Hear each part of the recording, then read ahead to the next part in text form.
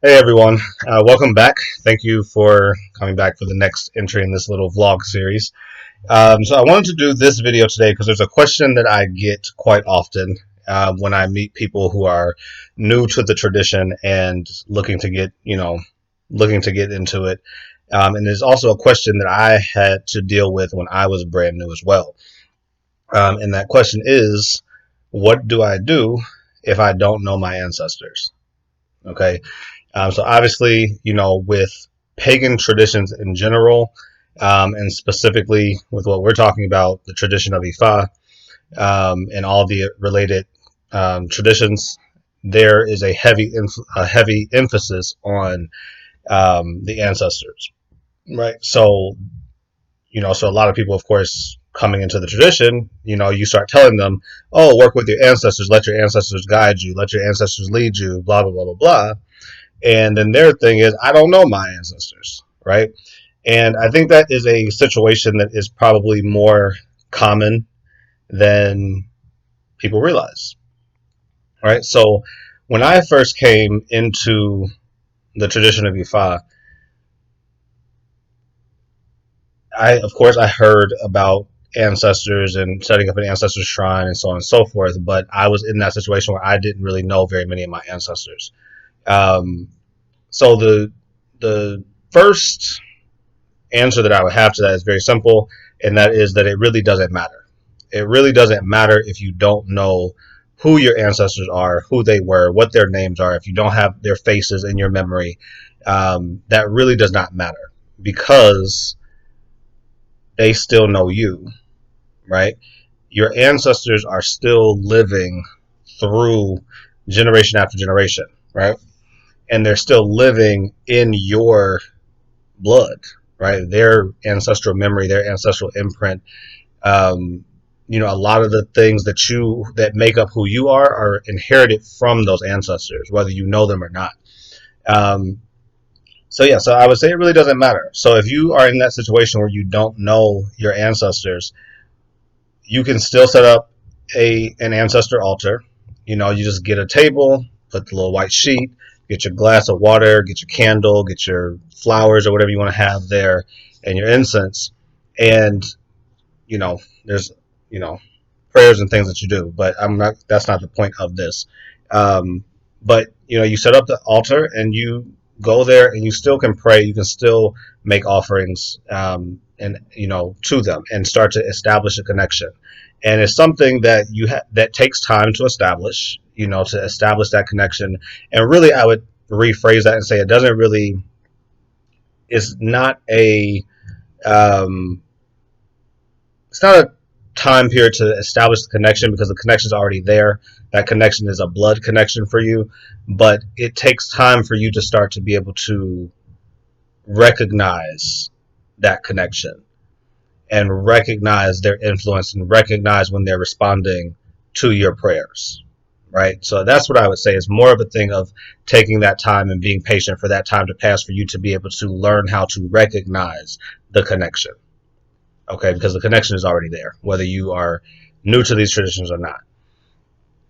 So but you do that, and as you continue to do that, you'll start to see that. So some things to pay attention to. One of the main things to pay attention to is your dreams, because that is a major way that the ancestors communicate with us. And just whatever other signs and symbols there may be. A lot of times, in my experience, there'll be things that seem like coincidence or seem like synchronicity, and really it's your ancestors responding to you, and what you've been praying for. Um, so that's kind of the basic thing with that. But the other thing is ask them, right? When you set up your ancestor altar and you've got everything set up and you're going there, you're praying, you're trying to establish that connection, ask them. That could be one of your first prayers is, help me to learn more about you. Help me to discover who you are, right? So, and then what you can do, is like, well, when you ask that, they will move sooner or later to make themselves known to you because they want to have that connection with you. They want to be known to you. So they will move in a way that will allow you to come to know them. Okay, so um, and then what I suggest that you do is that any family that's living that you do know, you go to those family members and you start asking questions. Right now, if you have a family that's very, religious, very Christian or whatever, of course you don't want to tell them, that you're getting this information for, your ancestor altar, you know, but you still can go and ask questions and just make it look like I just want to learn, which is true. I want to learn more about my family. I want to learn about more about our family history, our ancestry, etc., etc. Right? And when you do that, that's one way that you will allow your ancestors to move. Right? So go to your mom, go to your dad, go to your cousins, go to your aunts and uncles. Even if you don't have a lot of family, go get any information that they know. Who do you remember from when you were younger?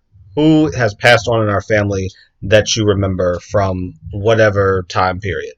And when you do that, you'll find that maybe they'll usually be very willing to answer those questions.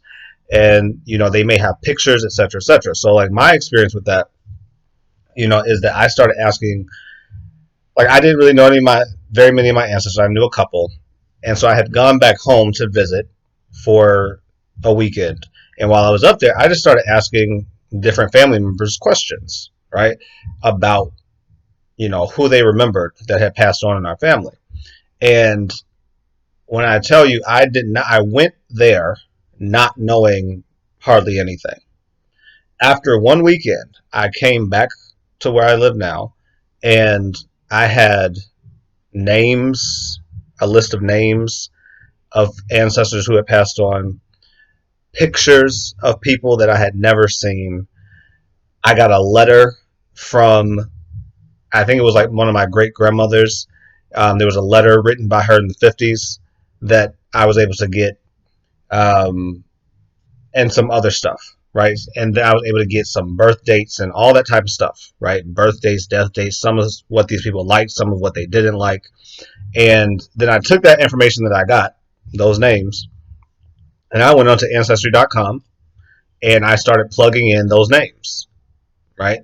Put myself, put my mom, put my dad, put their parents, and whatever information I had, I just plugged it in.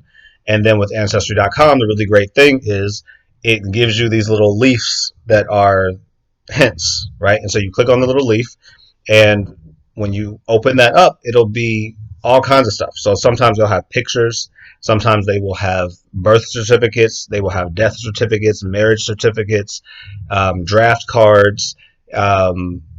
They'll have the census, like the census from like 1920, and it'll have, you can take the information that you were able to get, put that together with what Ancestry is giving you, and you're able to find, like you're able to fill out your tree. So when I started my Ancestry.com originally, I had like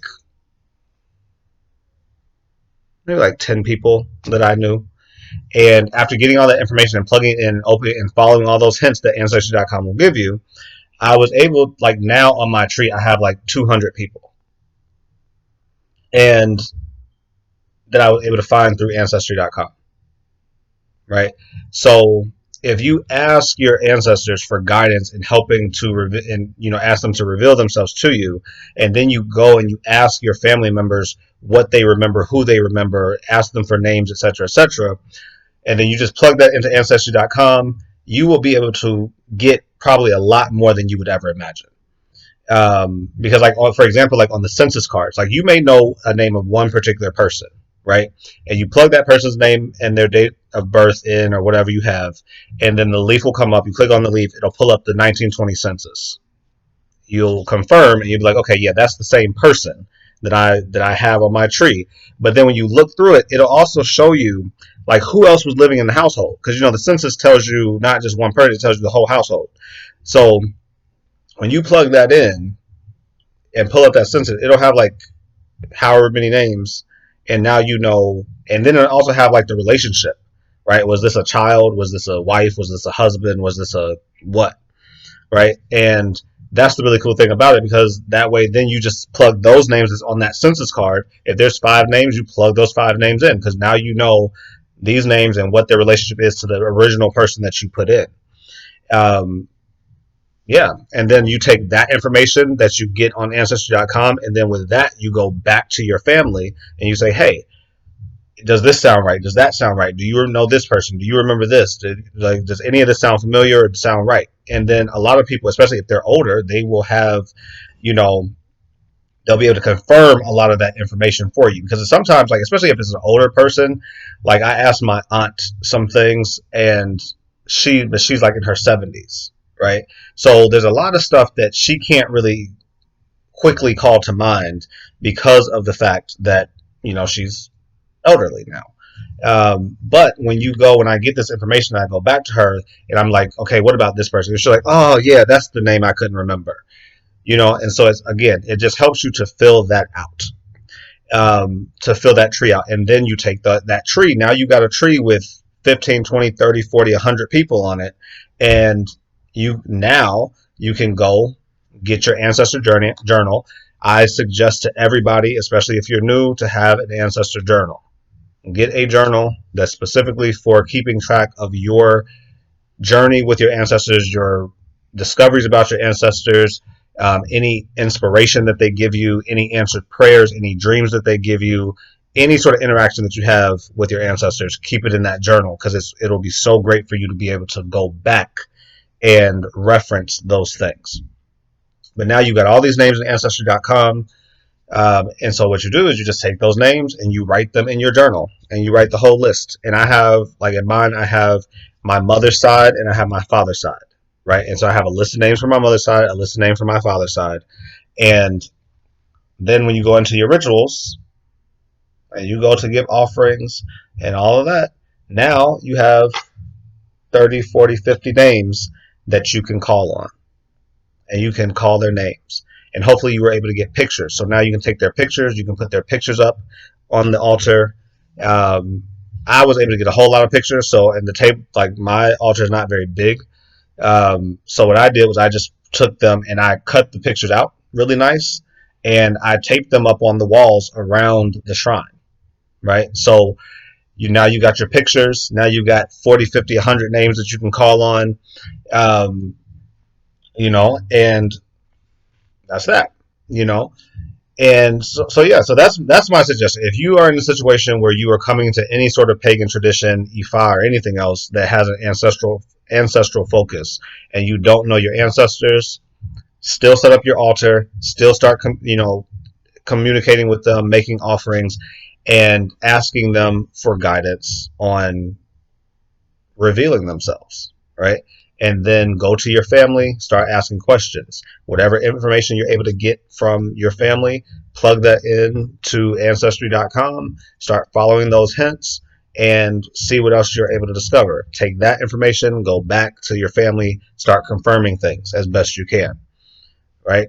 And then once you're once you're sure that this list of people that you have are the people that are actually your ancestors, take their names, write that in the journal, and start calling their names.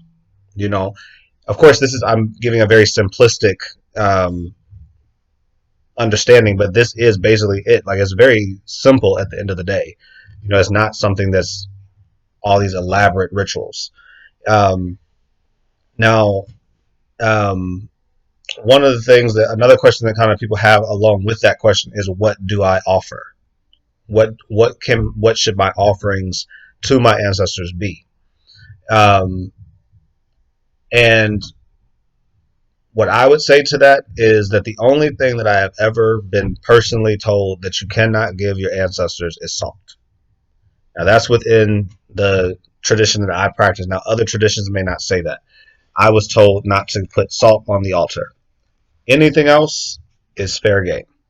Some of my ancestors, like, basically your offerings will be anything that is associated with your ancestors. So anything that they liked in their lives, you can put that on the altar. Food, all of that type of stuff. So, for example, when I started learning about my family, I learned that my family, a certain section of my family, were alcohol salesmen, right? Like, that was a family business, was alcohol sales. So I put a lot of alcohol for them because that's what they did.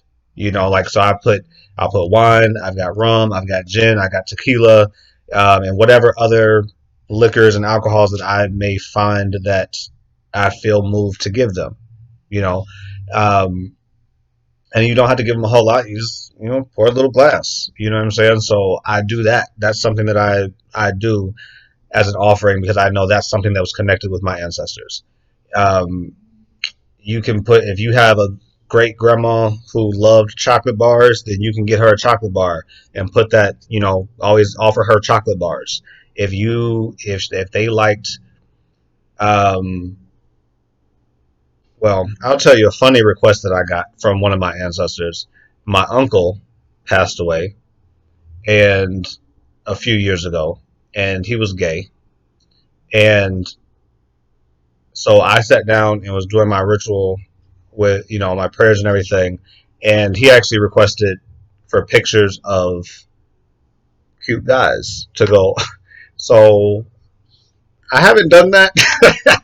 I haven't followed through with that request just yet because I have to make sure that it's a cute person who's dead because that's something that you cannot do. And let me jump back to that really quick. So your pictures that you put when you get pictures of people and you put them on your altar, make sure that there is no one in those pictures that's alive. Okay, so if it's a picture of your mom who is still alive and your grandpa, don't put that picture there. Or if you do put that picture there, cut your mom out of the picture and put just your grandpa because he's the ancestor, right? He's the one that's passed on. So if it's still alive, if you're in the picture and you're still alive, don't put that picture on the altar or at least cut yourself out. So that's very important um, to make sure that you keep in mind. Um, but going back to what I was saying, that's why I have not really followed through with that request yet because I haven't really done the research, okay, to find pictures of people that I think he might find attractive that are already dead. So I don't really know about that. And even if I do find pictures of people who are dead that I think he would be find attractive, they're not my ancestors, so I don't really know if that's something that you should do. So I really have to check with my Babalawo about that. Uh, but that was a request that I got. Um, I'm trying to think of what other requests that I've gotten or other things that you can offer. If like when you eat meals, like you can give your ancestors, make them a small little plate, with a portion of what you are eating, and put that that meal there for them. Um, so anything. If they like to smoke, you can put a pack of cigarettes. I know people who put cigarettes on their altar. I know people who put weed, like joints, on their altar. Um, it's like I don't, it's literally whatever is associated with them, whatever they liked. If you know somebody who's a Christian, you want to put a Bible or you want to put a cross on the altar for them, you can do that. Um, etc. You get the point, right? Whatever they would have liked, whatever you feel moved to give them, you can give them. The only thing, like I said, that I've been told not to do is to put salt. Anything else, I've never been told any other rules as far as what you can and cannot give, because they are your ancestors and they are unique. So your ancestry and my ancestry are two completely different, distinct lineages, right? So it doesn't really matter what I do or don't do because what I do or don't do is associated with my ancestral lineage. You have to do what's associated with your unique lineage. Um, so yeah, so if you have somebody who like to read a book, put a book. I don't know, you know. And then so that's what I would say with offerings, and then the frequency. So a lot of people also ask about the frequency of how often should I make offerings to my ancestors, and that really is up to you. Um, Now I know that my Oluo, my Babalawo, that I am, this my spiritual teacher and guide. He has me on, like in Nigeria, they have the 4-day calendar, and so every 4 days, like there's a particular day, and every 4 days that comes around is the ancestral holy day. So I do usually my offerings at minimum on every ancestral holy day, right?